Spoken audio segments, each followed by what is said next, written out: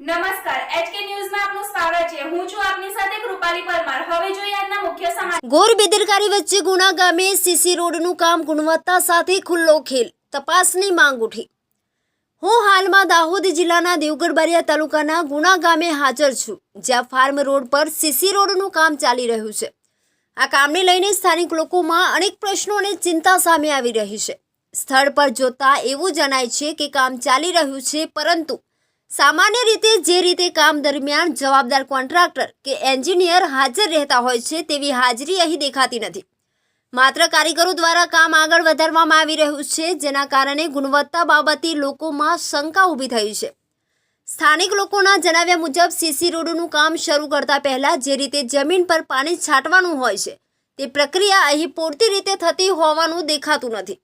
સીધી ખાલી માટી પર મટીરિયલ નાખવામાં આવી રહ્યું હોવાના દ્રશ્યો જોવા મળે છે, જેનાથી રોડની મજબૂતી અને આયુષ્ય અંગે પ્રશ્નો ઊભા થાય છે। રિપોર્ટર ઇમરાન શેખ, દાહોદ જિલ્લા બ્યુરો ચીફ।